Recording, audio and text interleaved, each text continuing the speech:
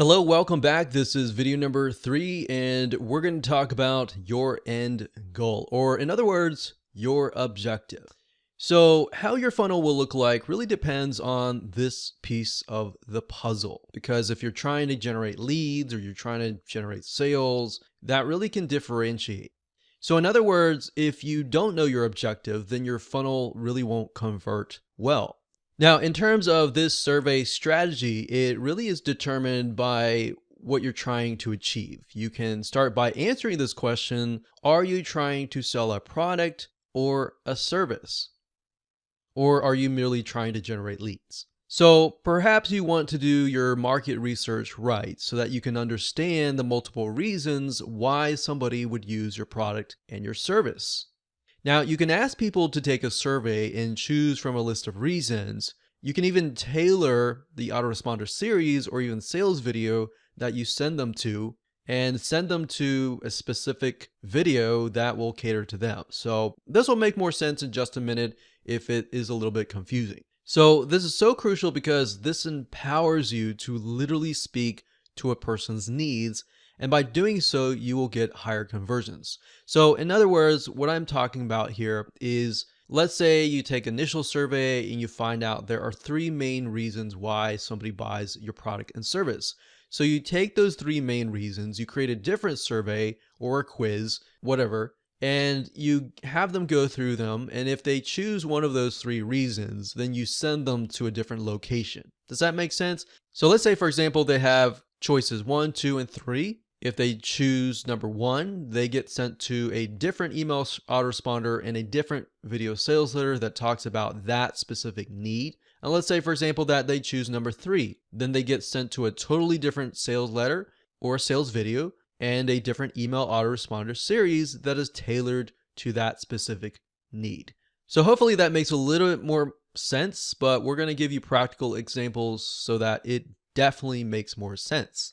So for example, if you were to sell a security product, you could be selling to a father, a single woman, or an elderly couple. Now, if you approach the situation generically, you would usually sell it as a security product to promote one's family. Now, as this example is going to show you why, if you're going to speak to all 3 of those types of people the same way, it's actually going to not be as impactful.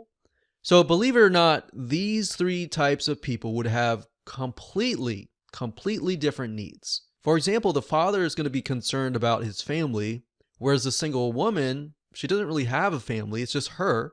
She might have some pets or dogs or cats or bunnies or whatever, but the single woman may be concerned about her safety and her pet's safety. Then you have the elderly couple who have totally different needs as well. Now, by speaking to them as if they were individuals, thoughtfully considering that each of them have very specific needs, your conversion rate will skyrocket, right?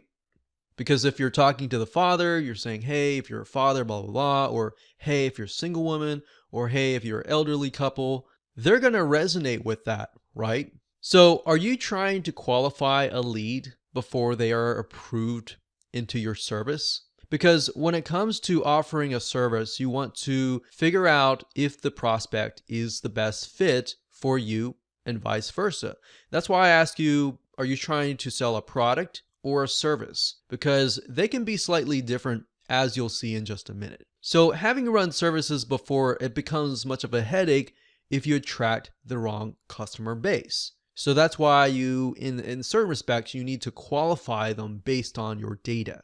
So the only way that you can avoid that is by understanding different customers and understanding how different questions can essentially bring in good clients and disqualify the bad clients. So at the end of the day, you don't want to take every single client, especially for if you offer a service, right? You want to find the client that is going to see your value, they're going to pay the money, and they're going to leave you alone because they know that you're the expert, versus the other client who might pay you the same amount of money, but they're going to be on your doorstep every single day asking you to change this, to change that, And it's just going to eat up so much time that you won't be able to spend time with your other clients. So that's why you don't want to take everybody, right? So the reason being is some clients are just nightmare situations.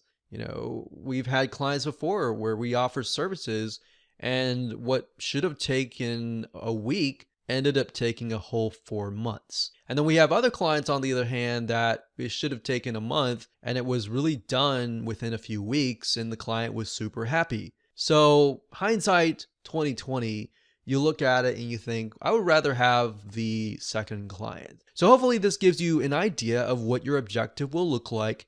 If you can jot down what would look like for you before you even move on to the next video, that will actually help you devise a great strategy. So let's move on to video number 4.